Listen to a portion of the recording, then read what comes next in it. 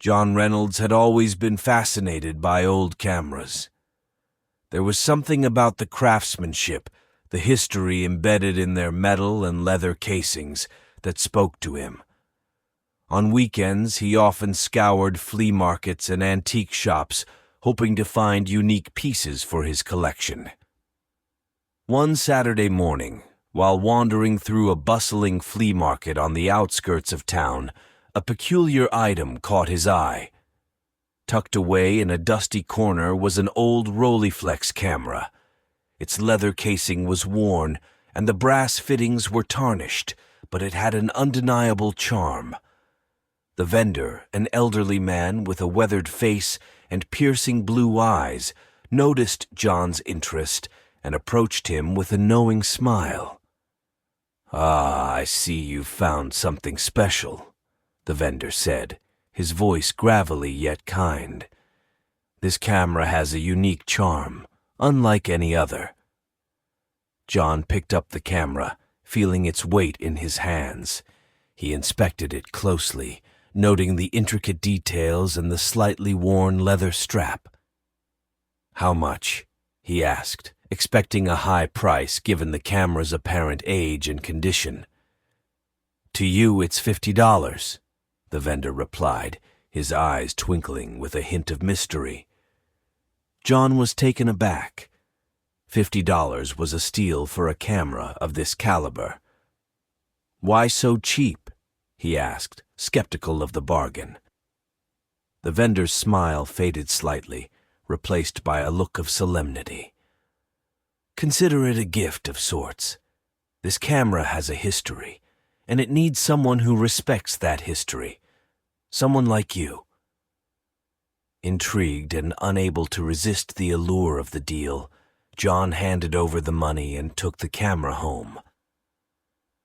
As he walked away, he glanced back at the vendor, who was now watching him intently. John couldn't shake the feeling that there was something the old man wasn't telling him. That evening, John decided to test the camera. He loaded it with a roll of film and spent the next few hours wandering around his neighborhood, capturing mundane scenes: children playing in the park, a couple walking their dog, an old man reading a newspaper on a bench. The camera worked flawlessly, and John felt a growing excitement as he snapped each shot. Later that night, he retreated to his darkroom to develop the film. The familiar, almost meditative process of developing photographs always brought him a sense of calm. But as the images began to materialize in the developer, his excitement turned to confusion, then to horror. The first photograph was of Mrs. Thompson, his elderly neighbor. She was lying motionless on her kitchen floor, a broken bottle of pills beside her. John's hands shook as he processed the next image, which showed a young boy, Timmy, from down the street, being hit by a speeding car. The final photograph was of a woman he didn't recognize, standing on the edge of a bridge, seemingly about to jump. John dropped the photographs, his heart pounding. He tried to rationalize what he was seeing, convincing himself it was a bizarre coincidence or a cruel trick. But the images were too vivid, too real to ignore. He knew he had to check on Mrs. Thompson. He rushed to her house, his mind racing with fear and doubt. He knocked on her door, calling her name, but there was no answer. Panicking, he peered through the window and saw her lying on the kitchen floor, just as the photograph had shown. He called 911, and within minutes, an ambulance arrived. The paramedics confirmed what John had feared. Mrs. Thompson was dead, an apparent overdose. Stunned and shaken, John stumbled back to his apartment. The photographs lay scattered on the floor, haunting reminders of the camera's eerie power. He picked them up, staring at each one, trying to make sense of the inexplicable. The realization hit him like a tidal wave. The camera didn't just take pictures. It predicted death. His mind raced with questions. How was this possible? Why had the vendor sold him the camera? And most importantly, what was he supposed to do now? As he pondered these questions, a cold dread settled over him. The camera was a curse, and he was now its unwitting bearer. The days following Mrs. Thompson's death were a whirlwind of confusion and dread for John. He couldn't shake the horrific images the camera had produced, nor the stark reality of Mrs. Thompson's demise exactly as it had been captured. Determined to understand the camera's macabre abilities, he decided to test it further. John started by photographing everyday scenes around town, trying to capture images that would prove the camera was just a camera. He snapped pictures of bustling streets, serene parks, and familiar faces. But when he developed the film, his heart sank. The photographs were not of mundane moments. Instead, they depicted gruesome, imminent deaths of people he knew. One image showed Mr. Hargrove, the friendly grocer, being electrocuted by a faulty wire in his store. Another revealed Mary, a schoolteacher, slumped over her steering wheel after a heart attack. These weren't just coincidences. The camera was predicting real, horrifying events. Desperation gnawed at John as he considered his next steps. He couldn't stand by and let these tragedies unfold. He had to act, but how? His mind was a turmoil of fear and responsibility. He decided he needed a more controlled test, someone close to him, someone he could protect. He thought of Sam. Sam was John's best friend since college, always supportive and trustworthy. John called Sam, arranging to meet at their favorite diner the next day. They caught up over coffee, talking about old times, with John carefully hiding his inner turmoil. After they finished eating, John asked Sam to pose for a quick photo outside the diner. Sam, ever the good sport, obliged. John took the picture, thanked him, and hurried home to develop it. As the image emerged in the developer tray, John's blood ran cold. The photograph showed Sam trapped in a mangled car, glass shattered, and blood everywhere. It was a horrific car accident, one that seemed imminent. John stared at the image, his mind racing. He couldn't let this happen. He called Sam immediately, his voice trembling. "Sam, listen to me. You have to cancel your road trip tomorrow. Please trust me on this." "John, what's going on? You're scaring me," Sam replied, concern evident in his voice. "Just trust me, Sam. Please don't go. Stay home just for a day. Promise me." After a tense pause, Sam agreed, though clearly bewildered by John's urgency. The next day, news broke of a massive pileup on the highway Sam was supposed to take. Dozens were injured, and several fatalities were reported. Sam called John, his voice shaky with relief. "You saved my life, John. I don't know how you knew, but thank you." John felt a fleeting sense of triumph, but it was overshadowed by the gravity of his situation. The camera's power was real, and with it came an immense burden. He had saved Sam, but how many others could he save? How many more deaths would he have to witness, knowing he might not always be able to intervene? Over the next few weeks, John found himself consumed by the camera's dark prophecies. He took pictures compulsively, driven by a desperate need to prevent more deaths. His apartment became a chaotic mess of photographs, notes, and maps, marking the locations of potential victims. He barely slept, haunted by nightmares of the faces he couldn't save. One night, John took a photograph of a little girl, Anna, who lived a few blocks away. The image showed her playing near a construction site, about to be crushed by falling debris. John's heart pounded as he realized the urgency of the situation. He rushed to Anna's house, breathless and frantic. Her parents answered the door, startled by John's wild appearance and frantic demeanor. "Please, you have to keep Anna away from the construction site," he begged. "It's not safe." Anna's parents were skeptical, but something in John's desperate plea convinced them. They promised to keep her away. 2 days later, the site collapsed, just as the photograph had shown. Anna was safe, thanks to John's intervention. As he walked back to his apartment, John felt a mixture of relief and exhaustion. Each life he saved was a victory, but the cost was high. The camera's predictions were relentless, and John knew he couldn't save everyone. The burden was crushing, yet he couldn't stop. The camera had chosen him, and he had to see it through, no matter the personal toll. John's life spiraled into a relentless cycle of fear, action, and temporary relief. The faces of those he couldn't save haunted him, and the camera's curse loomed over his every moment. He was driven by a singular, harrowing mission to outwit death, one photograph at a time. John's life had become a living nightmare. Each day he found himself more consumed by the camera's relentless predictions and the haunting images it produced.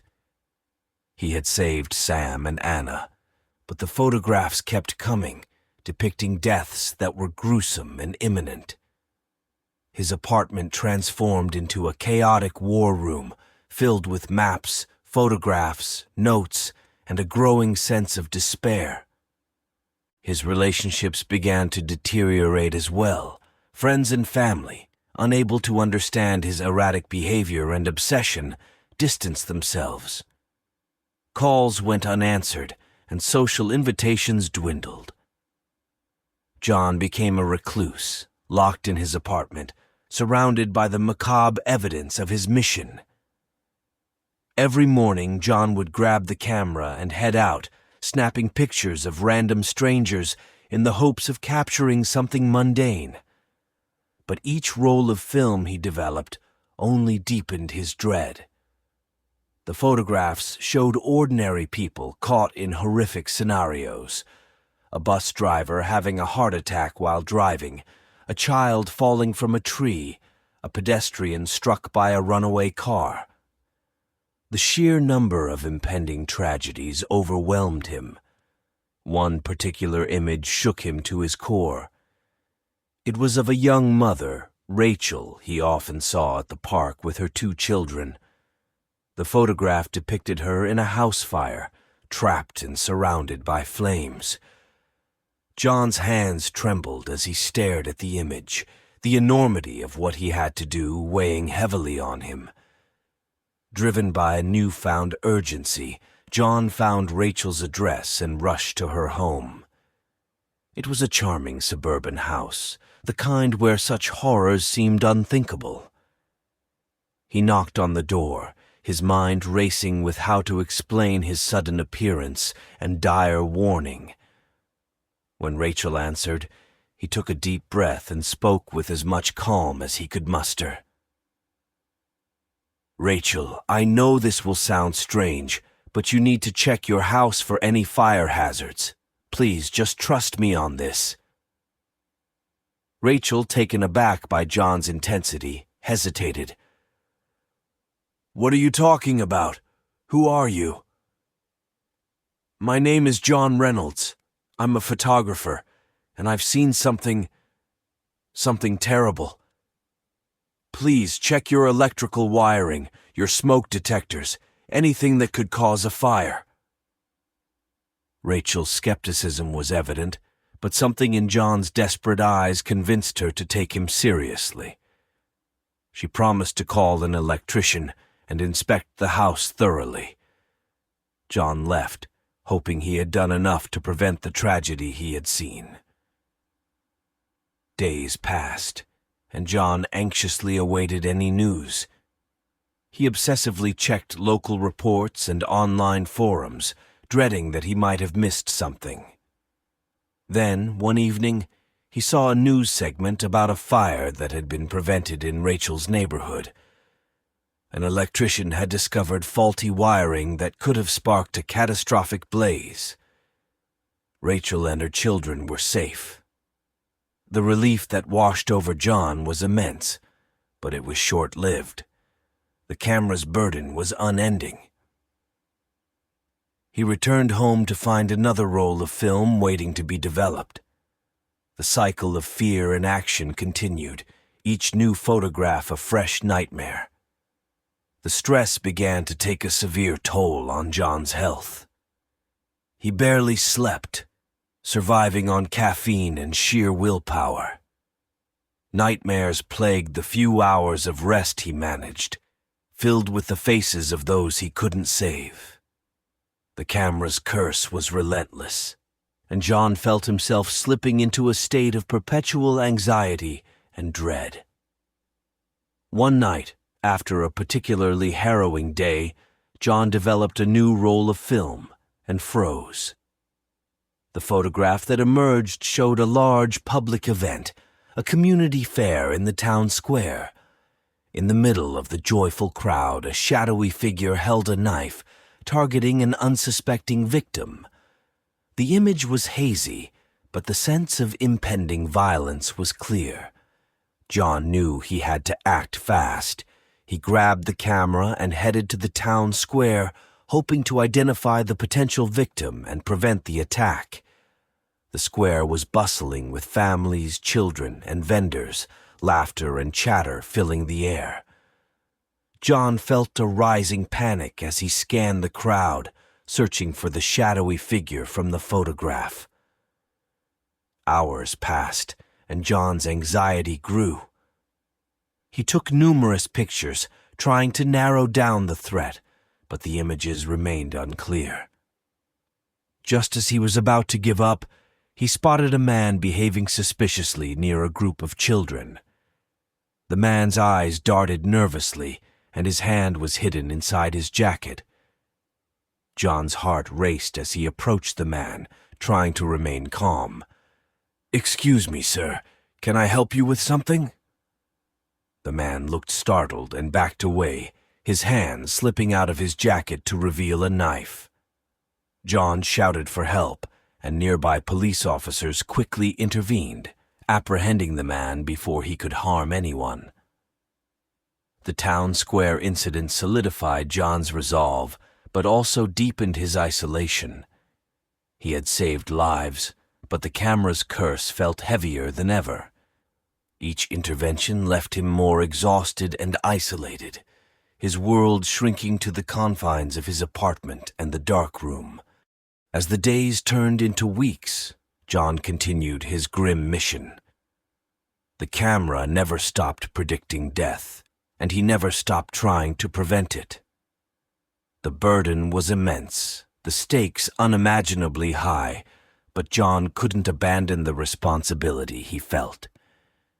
The camera had chosen him, and he would see his mission through, no matter the cost. John's apartment had become a sanctuary of dread and determination. Every surface was covered with photographs, maps, and scribbled notes detailing his desperate efforts to save lives. His health had deteriorated, dark circles framed his eyes, and his once steady hands now trembled with exhaustion. The relentless pressure of preventing death was crushing, but he couldn't stop. The camera's curse had become his life. One evening, after a grueling day of thwarting yet another predicted tragedy, John developed a new roll of film. As the images began to emerge in the developer tray, his heart stopped. The photograph was of his own apartment, his own dark room, and there, lying lifeless among the scattered pictures, was himself. John stared at the photograph, his mind reeling. This time the camera had predicted his own death. A cold dread settled over him, mingling with a strange sense of inevitability. He realized he had two choices: try to prevent his own death, potentially diverting his focus from saving others, or accept his fate and continue his mission until the end. Determined to make his final days count, John chose to accept his impending death. He couldn't bear the thought of abandoning the lives he was destined to save. Each day became a race against time. He pushed his failing body to its limits, driven by a sense of duty and a flicker of hope that his sacrifice would be worth it. John threw himself into his work with renewed vigor. He snapped pictures of strangers, developed the film, and intervened wherever he could.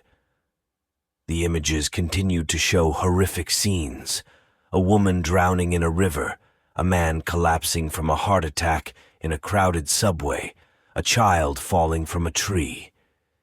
Each time, John acted quickly, using his growing network of connections to warn and protect those in danger. As his own death loomed closer, John's interventions became more frantic. The pressure was immense, but he found solace in the lives he saved. The faces of those he rescued, their gratitude and relief gave him strength. Yet the toll on his body and mind was undeniable. He rarely slept, and when he did, his dreams were plagued by the faces of those he couldn't save. One night, just days before the date shown in his own death photograph, John received a call from a woman he had saved weeks earlier. Her name was Claire, and she had narrowly escaped a fatal car accident thanks to John's warning. She had become one of the few people who understood his burden, and they had developed a cautious friendship. "John, you need to take a break. You're going to kill yourself if you keep this up," Claire pleaded. "I can't stop, Claire. I don't have time. The camera showed me."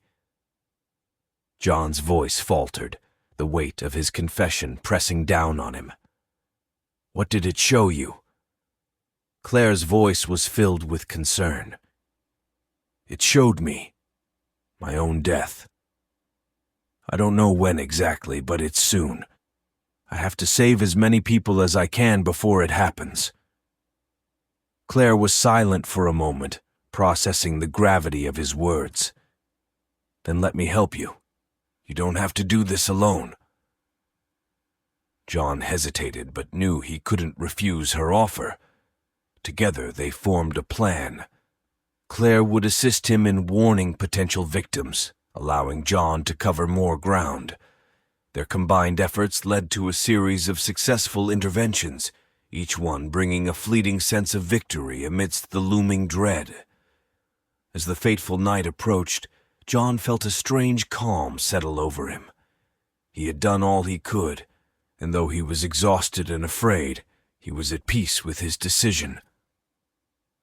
On his final day, he and Claire managed to prevent a tragic bus accident, saving dozens of lives. It was a bittersweet triumph, a reminder of the impact he had made. That evening, John returned to his apartment, feeling the weight of his exhaustion like never before. He walked into his dark room, the familiar scent of chemicals and old photographs filling the air. He developed one last roll of film, documenting the final lives he had saved with Claire's help. As the images emerged, John felt a deep sense of fulfillment. He had done his best, given everything he had to save others. The camera, his constant companion in this grim journey, sat silently on the table, its purpose fulfilled. John lay down on the floor, surrounded by the faces of those he had rescued. His eyes grew heavy, and he closed them, accepting the inevitable. His last thoughts were of the lives he had changed, hoping his sacrifice had been worth it. When Claire found him the next morning, she wept but understood. John's mission was over, but his legacy lived on in the lives he had saved. She picked up the camera, feeling its weight in her hands, and knew that she had to continue his work. The camera's curse had claimed John, but it had also given him a purpose. Now it was her turn to bear the burden, to fight against the darkness and protect the living, one photograph at a time.